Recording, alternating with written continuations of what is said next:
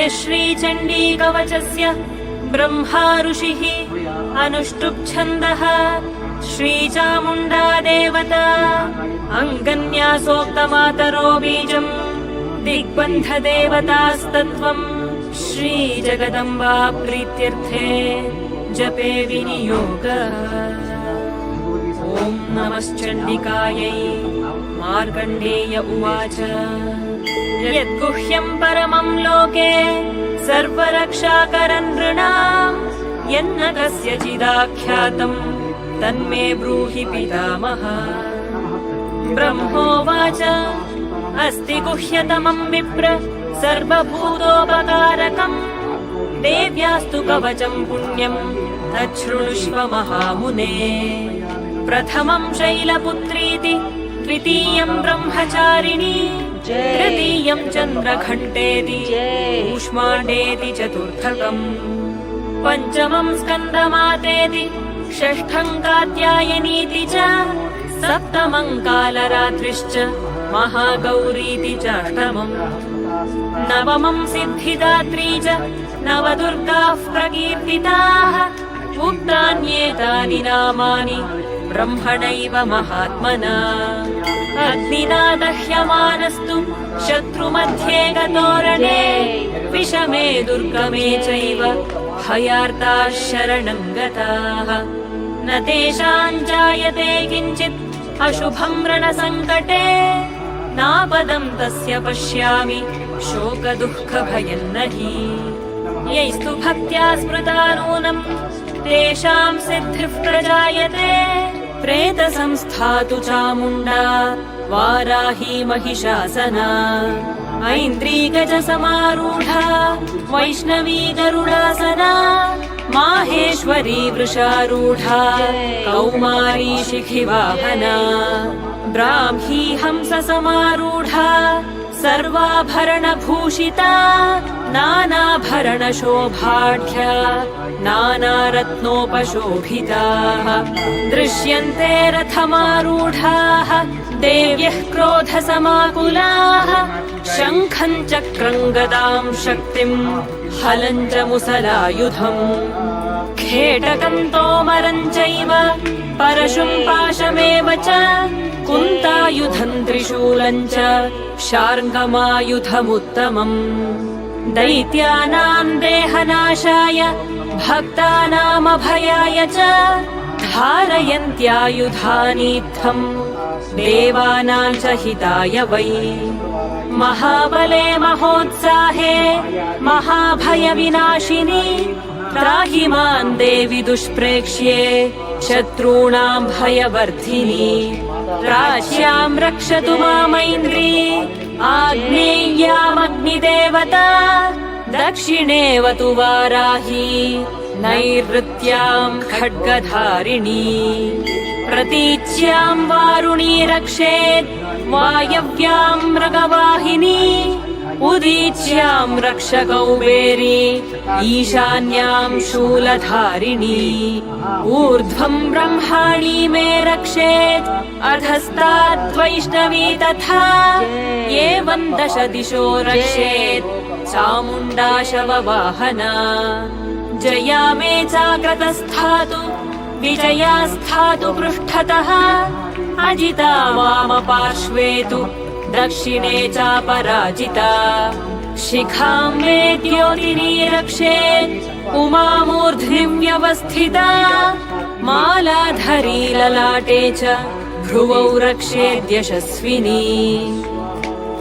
त्रिनेत्रा च भ्रुवोर्मध्ये यमघण्टा च नासिके शङ्खिनी चक्षुषोर्मध्ये श्रोत्रयोर्द्वारवासिनी। तपोलौकारिका रक्षेत् कर्णमूले तु शाङ्करी। नासिकायाम् सुगन्धा च उत्तरोष्ठे च चर्चिका।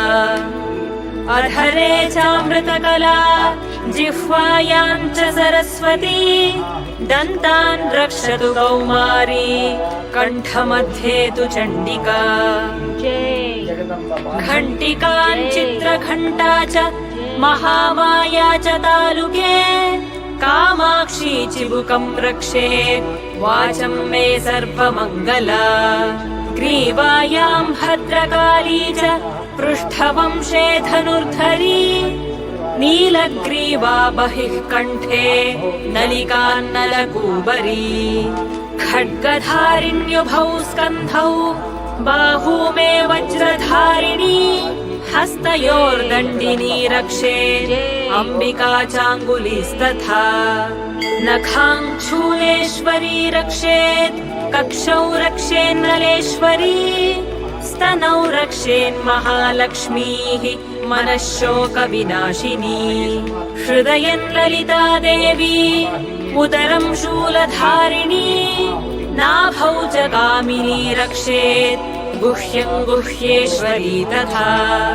कट्यां भगवती रक्षेत् जानुनी विन्ध्यवासिनी भूतनाथा च मेढ्रं मे ऊरू महिषवाहिनी जङ्घे महाबला प्रोक्ता सर्वकामप्रदायिनी गुल्फयोर्नारसिंही च पादौ चामित तेजसी पादाङ्गुली श्रीर्मे रक्षेत् पादाधस्तलवासिनी नखान्दंष्ट्राकराली च केशांश्चैवोर्ध्वकेशिनी रोमकूपेषु कौबेरी त्वचं वागीश्वरी तथा रक्तमज्जावसा मांसान्यस्थिमेदांसि पार्वती अन्त्राणि कालरात्रिश्च पित्तं च मुकुटेश्वरी पद्मावती पद्मकोशे कफे चूडामणिस्तथा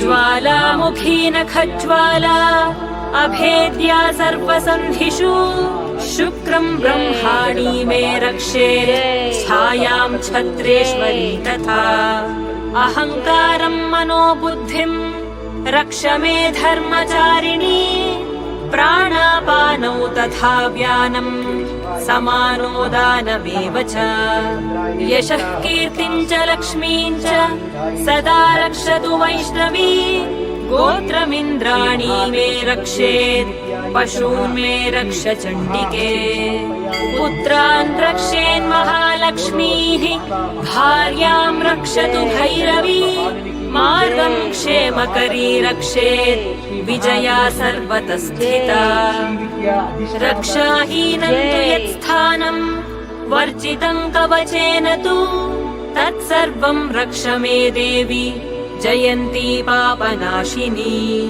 पदमेकं न गच्छेत्तु यदीच्छेत् शुभमात्मनः कवचेनावृतो नित्यं यत्र यत्राधिगच्छति तत्र तत्रार्थलाभश्च विजयः सार्वकामिकः यं यं कामयते कामं तं तं प्राप्नोति निश्चितम् परमैश्वर्यमतुलं प्राप्स्यते भूतले पुमान् निर्भयो जायते मर्त्यः सङ्ग्रामेष्वपराजितः त्रैलोक्ये तु भवेत् पूज्यः कवचेनावृतः पुमान् इदं तु देव्याः कवचम् देवानामपि दुर्लभम् यः पठेत् प्रयतो नित्यम् त्रिसन्ध्यं श्रद्धयान्वितः दैवी कला भवेत् तस्य त्रैलोक्येऽप्यपराजितः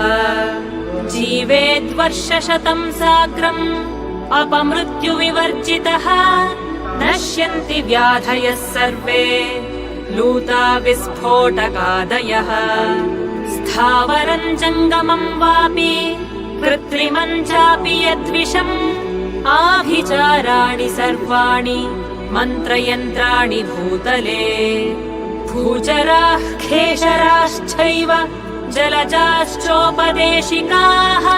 सहजाः कुलजामालाः शाकिनी डाकिनी तथा अन्तरिक्षचराघोराः डाकिन्यश्च महाबलाः ग्रहभूतपिशाचाश्च यक्षगन्धर्वराक्षसाः ब्रह्मराक्षसवेतालाः कूष्माण्डा भैरवादयः नश्यन्ति दर्शनात् तस्य कवचे हृदि संस्थिते मानोन्नतिर्भवेद्राज्ञः तेजो वृद्धिकरम् परम् यशसा वर्धते सोऽपि कीर्तिमण्डितभूतले जपेत् सप्तशतीम् चण्डीम् कृत्वा तु कवचम् पुरा यावद्भूमण्डलम् धत्ते सशैलवनकाननम्